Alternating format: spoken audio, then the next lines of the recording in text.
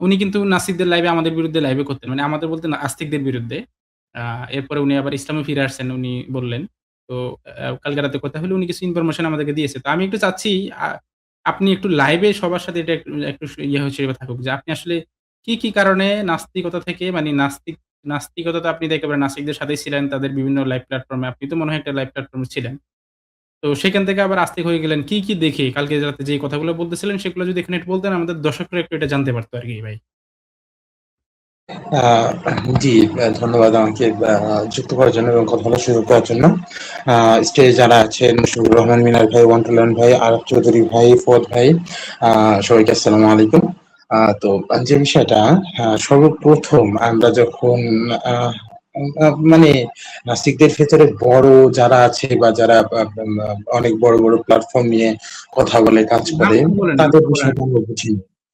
মানে আমাদের বিষয়টা যদি বলি, আমরা আমাদের শুরু থেকে কিছু কনফিউশন ছিল, কিছু সংশয়ের জায়গা ছিল। তো সেই জায়গাগুলো থেকে আমরা আসলে জানার জন্য কিছু লাইভ স্ট্রিম দেখতে শুরু করি। তারপর মনে হলো আর ধরেন যে আ মানে কোনো একটা ব্যাড লাক হয়তোবা আমার যে সামনে আসে। তো হ্যাঁ, সুবহানাল্লাহ। মানে আমার কিছু সংশয়ের জায়গা থেকে বুঝতে আ কোনটা আমি মোটামুটি কয়েকবার পড়ে ফেলছি। এখন সেইটা আচ্ছা। দেখার পর যখন পুরোপুরি একজনের পড়া শেষ হয়ে যায়, তখন তার বিশ্বাসগত দিক কি থাকে, বিশ্বাসগত জায়গা কি থাকে সেটা তো সবাই বুঝে না। আ হুম। আ যেখানে সময়ের কোনো এগেইনস্ট এ কোনো আর্টিকেল আমি পড়িনি তখন। তখন অবস্থান কি থাকে বুঝিনি। এবার আম আম আ স্রষ্টার অস্তিত্ব নিয়ে তেমন কোনো ঝামেলা আমার ছিল না কোনদিনই। তারপরেও যেহেতু নাস্তিকদের সাথে ছিলাম, তো সেখানে একটা স্ট্যান্ড বা ওরকম দাঁড়িয়ে গেছিল যে আ হয়তোবা গডের এক্সিস্টেন্স থাকতে পারে না। এরকম একটা স্ট্যান্ড ছিল আমার। তো জি। ইসলামের বিভিন্ন বিষয়ে মানে যেভাবে আরকি বোঝানো হয় নাস্তিকদের পক্ষ থেকে সেভাবে আরকি আমি অনেকটা biased ছিলাম এবং আমার নিজেরও প্ল্যাটফর্ম ছিল, নিজেরও চ্যানেল ছিল। সেইভাবে আমি একটু কাজ করতেছিলাম আরকি। তো আলহামদুলিল্লাহ পরবর্তীতে আমি হচ্ছে আ বেশ কিছু দায়ী প্ল্যাটফর্মের সাথে পরিচিত হই। সেখানে আমাদের হাফিজ ভাই ছিলেন, ইনসাইড জোন, আ বা কানেক্টিভ তাফসীর, দাওয়াইজ বাংলা, আ কনশাস মুসলিম, এ ধরনের কিছু প্ল্যাটফর্মের সাথে আমি একটু পরিচিত হই। তারপর কিছু লাইভ দেখতাম, কিছু কনটেন্ট দেখতাম। দেখতে দেখলাম যে এই বিষয়গুলোকে আসলে বেশ ভালোভাবেই তাদের এই দাবিগুলাকে খণ্ডন করা হচ্ছে। আ তো এই বিষয়ে আসলে দেখতে থাকলাম। আর আরেকটা বিষয় যে নিজেকে যে নাস্তিক হিসেবে পরিচয় দিতাম, এটা মনে হয় আমার অজ্ঞতার উপর থেকেই। নাস্তিক হিসেবে দিতাম অবশ্য। সেটা আমার বুঝতে স্ট্যান্স পারছি। ছিল ওরকম যে আমি একজন agnostic। তো হ্যাঁ, আ আ নাজারাটি। ওই জি, হ্যাঁ? এখন মানে বিষয়টা হচ্ছে কি মানে আপনি আ মানে চুনা.কম এ আপনি ছিলেন। চুনা.কম এর জিনিসগুলো দেখে আপনার সংশয় আসছে। পরবর্তীতে আপনি আমাদের এই লাইভ গুলাতে মানে চুনা.কম এর যে লেখাগুলো পাইছেন, সেগুলার কাউন্টার পাইছেন।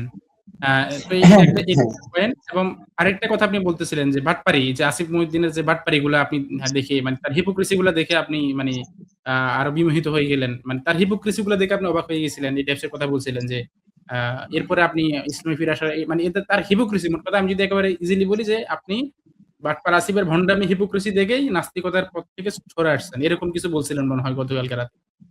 হ্যাঁ। এরকম কিছু বিষয় ছিল যে তাদের আলোচনার স্বার্থে হোক বা কোনো উদ্দেশ্য প্রণোদিত হয়ে হোক, তারা কিছু বিষয় এরকমভাবে দেখানোর চেষ্টা করে যাতে আসলে মানুষ বিভ্রান্তিতে বেশি বিভ্রান্ত হয়। এরকম আরকি। তো জিনিসটা সেই কি আপনি বিষয়গুলো খুলে বলতেন একটু জিনিসটা। দর্শকদের জন্য একটু খুলে বলতেন মানে কি করে তারা? আচ্ছা। মানুষকে এই হ্যাঁ। সংশয়ে ফেলার জন্য? জি হ্যাঁ, কিছু লেখার ভেতরে তার কিছু আর্টিকেলের ভেতরে এরকম ছিল যে কিছু হাদিস সম্পূর্ণ নিয়ে আসে। কিছু হাদিসের বর্ণনা সম্পূর্ণ নিয়ে আসে।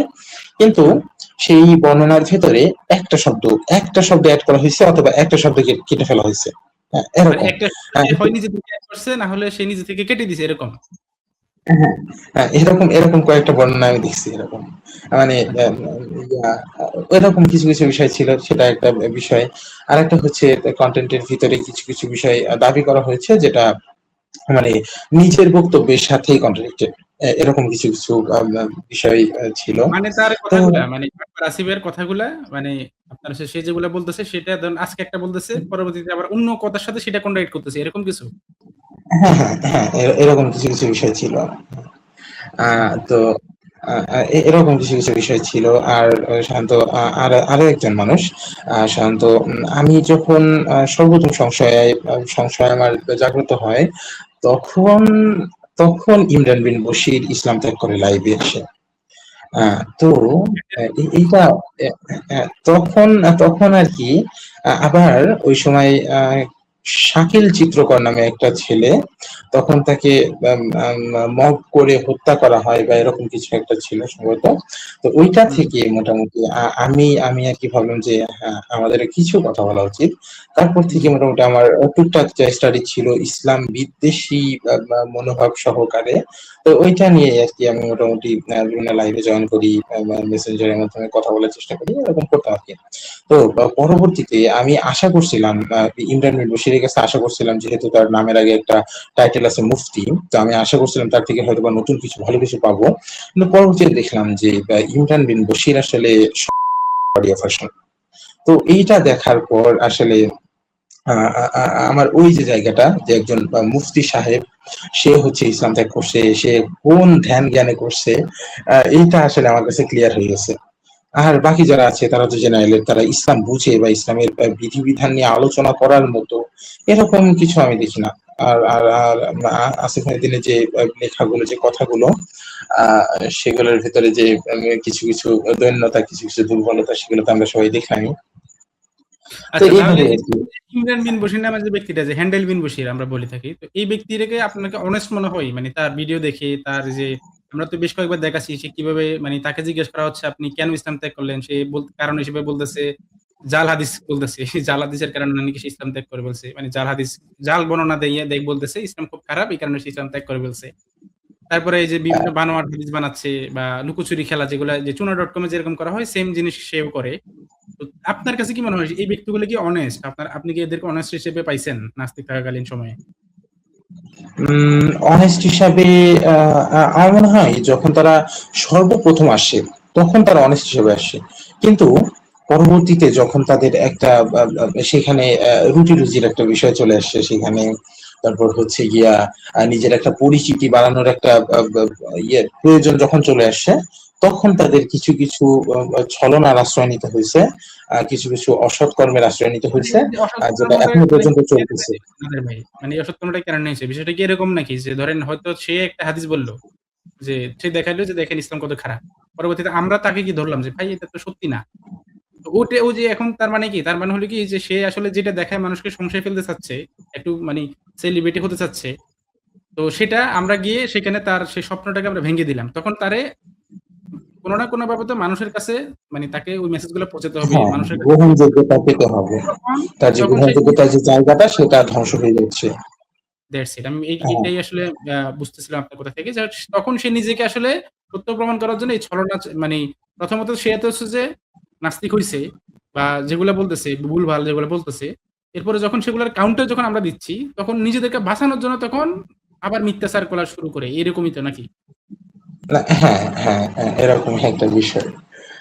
জি। যেটা আসিফ ভাইদের ক্ষেত্রে হইছে, বা বিভিন্ন আলোচনা থেকে বের হয়ে যাওয়া, আলোচনায় পার্টিসিপেট না করা, এরকম কিছু, কিছু বিষয় তাদের ক্ষেত্রে আমি দেখছি। আচ্ছা, তাদের লাইভে এই যে নাদের আলী ভাই আপনি একটু বলেন তাহলে। এই যে আপনি তো তাদের সাথে ছিলেন। এই যে তাদের লাইভ গুলোতে আমরা কিন্তু আমি রায়হান ভাই বা আমাদের অন্যান্য ভাইরা, আমরা কিন্তু সবসময় চেষ্টা করি যে তাদের লাইভে গিয়ে আলোচনা করার জন্য।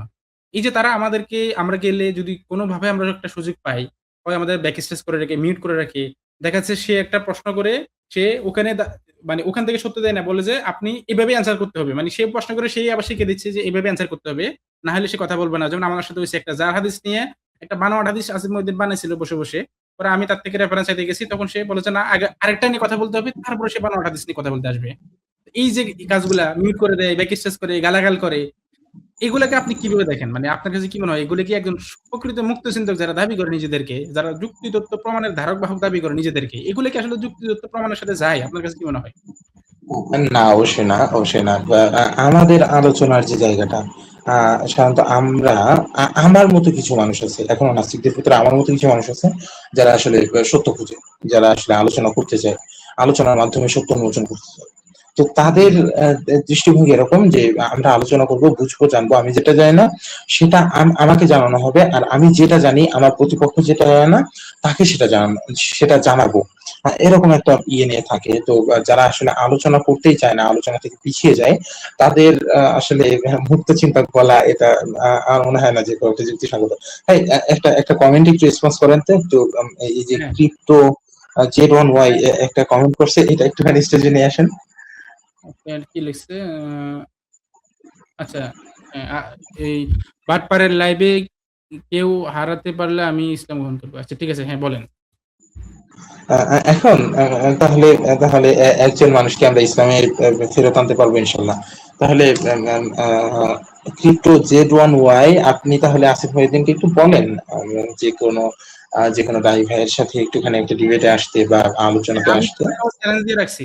আমার চ্যালেঞ্জটা অ্যাকসেপ্ট করতে বলেন। নাস্তিকতা কি যৌক্তিক? এই টপিকে আমি আসিফ মহিউদ্দিনকে অনেক আগ থেকে চ্যালেঞ্জ করে রাখছি। এবং আরেকটা কথা আপনাদেরকে বলি, আমি ১ম বার একবার ২০২৩ সালে সম্ভবত তাকে চ্যালেঞ্জ করছিলাম।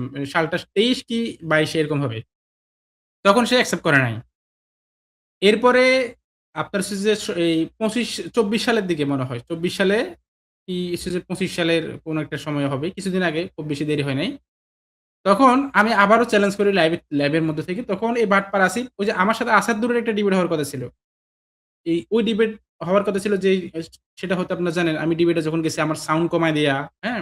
তারা বলতেছে আমার সাউন্ডের সমস্যা, এটা বলে লাইভটা কেটে দিছে। বলতেছে তাহলে পরে আইসেন। এরপর আসাদুর আমাকে ব্লক করে দিছে। মানে আর কোনভাবেই তার সাথে আমি আর কনভারসেশন করতে পারি নাই আরকি। এরপরে বাটপার আসিফ, তো আমি আবার তাদেরকে চ্যালেঞ্জ করতেছিলাম। তখন বাটপার আসিফ সে এক পোস্টের মাধ্যমে জানাইছে সে নাকি আমার চ্যালেঞ্জ অ্যাকসেপ্ট করছে। হ্যাঁ? তো আমি পাল্টা একটা পোস্ট করে বলছি যে, "ঠিক আছে, ভালো কথা। অ্যাকসেপ্ট করছেন। তাহলে কোথায়, কখন, কবে ডিবেটটা হবে, কোন প্ল্যাটফর্মে হবে, আ মডারেশন কে থাকবে, কোন সিস্টেমে হবে, সবকিছু বিষয় জানানোর জন্য আপনি জানান। হয় আমাদেরকে মেসেজ করেন, না হলে আপনি পোস্ট করে জানাই দেন কিভাবে আপনি আমাদের সাথে কমিউনিকেট করবেন এই বিষয়গুলো নিয়ে।"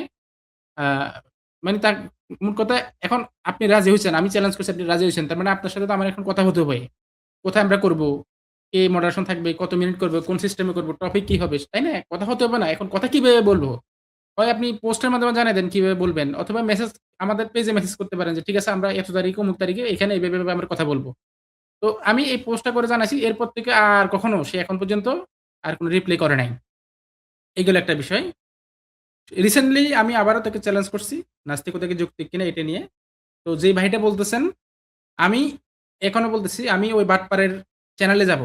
বাটপারের চ্যানেলে গিয়ে আমি লাইভ করব এবং মডারেটর ওই বাটপারেই সিলেক্ট করবে। মডারেটর কে থাকবে, সে তার নিজের নাস্তিক মডারেটর নিবে। আমার কোন সমস্যা নাই। আমি শুধু কথা বলব এবং আমাকে অ্যাক্সেসটা দিতে হবে। কারণ ইতিপূর্বে আমি দেখেছি যে তাদের এখানে আমি আলোচনা করতে গেছি, আমার সাউন্ডটা কমায় দিচ্ছে। আমি এগুলো দেখাইছি, স্ক্রিন রেকর্ড করে রাখছিলাম আমি। আমার সাউন্ডটা কমায় দিয়ে বলতেছে, "না, না ভাই, আপনাকে শোনা যাচ্ছে না। আপনার সাউন্ডের সমস্যা।" এগুলো বলে তারা লাইভ রেখে বলতেছে, "যেহেতু আপনার সাউন্ডের সমস্যা, তো আজকের মতো আমরা এখানে শেষ করে দেই। পরে অন্য সময় কোনো কথা হবে।" এরপরে আর আসলো না, কারণ আমার দিছে ব্লক করে। তো যেখানে হবে আমাকে শুধু অ্যাক্সেসটা দিলে হবে। মডারেটর আপনি নিজে রাখেন। আপনি যেই প্ল্যাটফর্ম মনে করেন সেখানে, আমি সেখানে যেতে রাজি আছি এনি টাইম। তো যেই ভাই কমেন্ট করতেছেন তিনি একটু জানাই দিবেন আমাদেরকে, হ্যাঁ? আ মানে কখন এ ব্যাপার আসিফ আমাদের সাথে ডিবেটে আসবে। তো ঠিক আছে, নাদের ভাই কি যেন বলতেছিলেন সেটা শেষ করেন। হ্যাঁ, ওইটাই বলতেছিলাম যে আসিফ মহিউদ্দিনের ইয়ার যে বিষয়টা, আ আ মানে সাধারণত নাসিকদের ভেতরে যারা নতুন আসছে, নতুন এই ফিল্ডে আসছে, তাদের নিজস্ব সংশয় নিয়ে, বা যাদের অল্প বয়স, আমাদের যে বয়সটা, আমাদের যে এইজ, আজকে থেকে ১ বছর আগে, ১.৫ বছর আগে, তখন যখন আমাদের ১ম সংশয় জাগে, তখন আমরা আম আম এরকম ছিল যে খুব লাফালাফি করতাম, খুব আসিফ মহিউদ্দিনের পক্ষ নিয়ে যেখানে সেখানে চ্যালেঞ্জ দিয়ে বেড়াইতাম। এরকম একটা বিষয় ছিল। তো পরবর্তীতে আসলে মানে যখন আস্তে, আস্তে এই যে যিনি কমেন্টটা করলেন আরকি, ইনি যখন আরেকটু পরিচিত হবেন, আরেকটু জানবেন, বুঝবেন, বিভিন্ন আলোচনা দেখবেন, তখন ইনিও মনে হয় আরেকটু সংশোধন হয়ে যাবেন। আর যদি উনি আসিফ মহিউদ্দিনের কাছে গিয়ে যদি এ ধরনের কোনো প্রপোজাল রাখেন যে যেকোনো মুমিনের সাথে আলোচনা করতে হবে, সাজেদুল মাওলা শান্ত অথবা মুশফিকুর রহমান মিনার বা যেকোনো কারো সাথে আলোচনা করতে হবে, এই ধরনের কোনো চ্যালেঞ্জ বা এই ধরনের কোনো বার্তা যদি উনি আসিফ মহিউদ্দিনের কাছে পৌঁছে দেন, তাহলে হয়তোবা উনি বুঝতে পারবেন এরকম একটা বিষয়। জি। তো যাই আচ্ছা, হোক, নাদের ভাই, আরেকটা হ্যাঁ, কথা আপনার কাছে জানতে চাই। সেটা হচ্ছে যে এই যে আপনি নিজে বললেন এখন এই যে নাস্তিকদের বাটপারি, এই যে বাটপার আসিফের বাটপারি, ভন্ডামি বা ইমরান বিন বশির, হ্যান্ডেল বিন বশিরের যে বাটপারি, ভন্ডামি, এই হিপোক্রিসি দেখে আপনি নাস্তিকতা ছেড়ে আপনি ইসলামে ফিরে আসছেন। তো আমরাও তো আপনি তো এই বেশ কিছুদিন ধরে এই ফিল্ডে আছেন। আপনি নিজেও লাইভ করেছেন এবং দেখেছেন সবকিছু অবজার্ভ করেছেন। তাদের হিপোক্রিসি গুলা দেখেছেন। আপনি কি কখনো আমাদের পক্ষ থেকে দেখেছেন যে আমরা হিপোক্রিসি করছি এরকম যে কোন একটা জিনিসকে মানে আমাদের কথাকে টিকানোর জন্য একটা মিথ্যা একটা ঘটনাকে আমরা সঠিক বলে চালায় দিচ্ছি বা উম একটা ঘটনাকে বিকৃত করে সেটাকে নিজেদের পক্ষে চালায় দিচ্ছি। এরকম কোন হিপোক্রিসি, বাটপারি, ভন্ডামি কি আমাদের পক্ষ থেকে দেখছেন কিনা? যে ইনসাইড জোন, দাওয়া ওয়াইজ বাংলা, ওপেন স্টেজ বা আরো যে আদার্স যারা লাইভ করেন আমাদের মুমিন ভাইরা, তারা কি এরকম বাটপারি, হিপোক্রিসি কখনো কি করছে? আপনার চোখে পড়ছে এরকম? সাধারণত আমার চোখে তেমন কিছু আমার চোখে পড়েনি। করা হয়েছে কিনা সেটা তো আমি বলতে পারবো না। আমার চোখে এখনো পর্যন্ত করে নাই। পড়েনি, বা কোনো ভিডিওর ভেতরে এরকম কেউ এক্সপোজ করে কোনো ভিডিও করেনি আজ পর্যন্ত আর হ্যাঁ। কি। আমাদের পক্ষ থেকে যদি আমরা এরকম করতাম, তো নাস্তিকরা তো সেগুলো নিয়ে ভিডিও বানাইতো। তাহলে অবশ্যই আপনাদের চোখে পড়তো। কারণ তারা তো হ্যাঁ, ভূত পেতে আছে কখন আমাদের একটা ভুল ধরবে। তো যদি আমরা এরকম হিপোক্রিসি করতাম তাহলে তো তারা তো অনেক আগেই এগুলা নিয়ে ভিডিও বানায় বলতো, "এই যে দেখো মুমিনরা কি করতেছে।" কিন্তু পারে নাই আজ পর্যন্ত। পারবেও না। কারণ আমরা তো আসলে তাদের মতো ডিসঅনেস্ট না, হিপোক্রিট না। তো আমাদের একজন ভাই কমেন্ট করছে আপনার উদ্দেশ্যে, মানে আমাদের এক মুসলিম ভাই প্রশ্ন করছে যে, ইমরানের কোন কথাটা আপনার কাছে সত্য মনে হয়েছে? মানে ইমরানের কি এমন কোন কথা আছে যেটা আপনার কাছে সত্য মনে হয়েছে? মানে সে যে কনটেন্ট গুলা বানায় বা যে ভিডিও গুলা বানায় বা যে লাইভে যে কথাগুলা বলছে। ভাই, ইমরান বশিরের কথার ভেতরে ওই যে কাব বিন আশরাফকে হত্যার যে বিষয়টা, এই বিষয়টা ভাই আমার খুব প্রভাবিত হয়েছিলাম ভাই। আচ্ছা। অনেস্টলি বলতে গেলে এই বিষয়টাতে আমি খুব প্রভাবিত হয়েছিলাম। ওই যে যখন ওই শাকিল চিত্রকরকে যখন হত্যা করা হয়, হুম, তখন ওই যে একটা কনটেন্ট ছিল খুব রাগান্বিত হয়ে, আজকে আমার মন ভালো নেই, সালাম দিতে তাই সালাম দিতে ইচ্ছে করতেছে না। ওই যে হুম। ওই ভিডিওটা থেকে খুব রাগারাগি করে শায়েখ আহমদুল্লাহকে চ্যালেঞ্জ দেওয়া হলো। এখন বাঙালিদের ভিতরে একটা স্ট্র্যাটেজি এরকম থাকে যে জোর দিয়ে কথা বলতে পারলে মনে হয় সেটা সঠিক বলতেছে, হুম, সত্য হুম। বলতেছে। তো এরকম ভাবে মানে পরবর্তীতে ওই আপনি কি হাদিস। জানলেন? কাব্বিন আশরাফের ঘটনাটা পরবর্তীতে কি জানলেন? ইমরান তো একটা বলছে।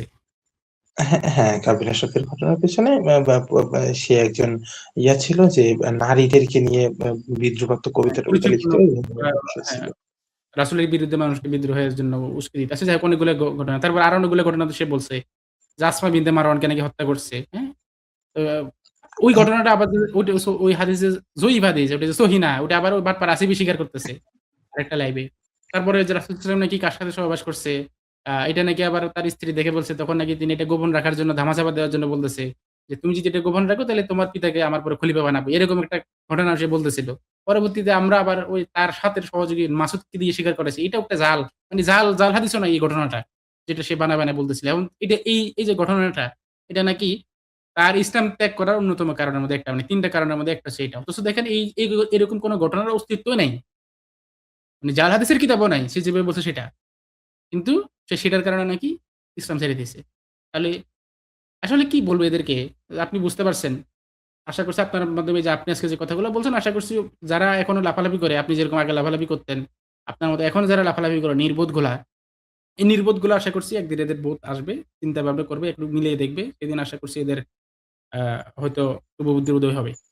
শান্ত ভাই, আমি জাস্ট এখানে একটা কথাই ওনাকে মানে মনে হয় যে প্রথমে যে বললেন যে হচ্ছে প্রথম দিকে নাস্তিকরা সৎ ছিল, তারপরে তারা অসৎ হয়েছে, এই কথাটা আসলে সত্য না। যেটা জি, জি। হচ্ছে আমরা যেটা দেখছি যে প্রথম থেকেই তারা হচ্ছে অসৎ। কারণ হচ্ছে ইমরান বিন বশির তার প্রথম লাইভেই বলতেছে যে সে নাকি হচ্ছে একটা জাল হাদিসের কারণে সে হচ্ছে হ্যাঁ। নাস্তিক হয়ে গেছে। এবং সে সেখানে যে ৯ টা এবং হাদিস বলছে ওইটা তো সম্ভবত। জাল আ হাদিস নয়, মানে সেই জাল হাদিসটা সে নিজে বানাইছে। হ্যাঁ, ওই জাল হাদিসটা তারই রচিত জাল হাদিস, কারণ এটা কোনো জাল হাদিসের কিতাবেও নাই। জি। এবং শুধু যে একটা না ভাই, ওখানে সে মোট ওই লাইভে মানে ১ম যে লাইভে সে নিজেকে নাস্তিক হিসেবে আত্মপ্রকাশ করছে, গুপ্ত নাস্তিক থেকে, সেই লাইভেই সে ৭ টা নাকি ৮ টা হাদিস বলছে যার মধ্যে একটা সম্ভবত রহিত হয়ে গেছে আর বাকি সবগুলো হচ্ছে জাল-জয়ীফ। হ্যাঁ? জি, জি, মানে জি। একটাও সহি শান্ত না। ভাই, এটা নিয়ে ওই যে আমাদের রায়হান ভাইয়ের ভিডিও আছে, ওইখানে সে হ্যাঁ, মোট হ্যাঁ। ৯ টা হাদিস বলছিল। তার মধ্যে জি। একটা হচ্ছে যেটা জাল হাদিসের কিতাবেও নাই। আর ৭ হ্যাঁ, টা হচ্ছে মানে সহি না, ৭ টা হচ্ছে জয়ীফ হাদিস। আর আরেকটা আছে হচ্ছে যে হাদিসটা হচ্ছে মানসুখ হাদিস। যে হাদিসের বিপরীতে পরবর্তীতে বিধান আসছে। এই জি। হচ্ছে সে ৭ টা হাদিস। আরেকটা কথা হচ্ছে শান্ত ভাই, এখানে যেহেতু জয়ীফের কথা চলে আসলো, দেখেন মাঝে মধ্যে নাস্তিকরা বলে যে জয়ীফ তো আর হচ্ছে মানে মিথ্যা জাল না। না। ঠিক হ্যাঁ। না? দেখেন একটা কথা হচ্ছে জয়ীফ হচ্ছে অপ্রমাণিত, যেটা প্রমাণিত না। জয়ীফ শব্দের লিটারাল অর্থই হচ্ছে প্রমাণিত না। হুম। এখন যারা দাবি করে যে সৃষ্টিকর্তার প্রমাণ পায় না দেখাও সৃষ্টিকর্তার অস্তিত্ব অস্বীকার করে, তারা আবার অপ্রমাণিত একটা তথ্য দিয়া দলিল দেয়।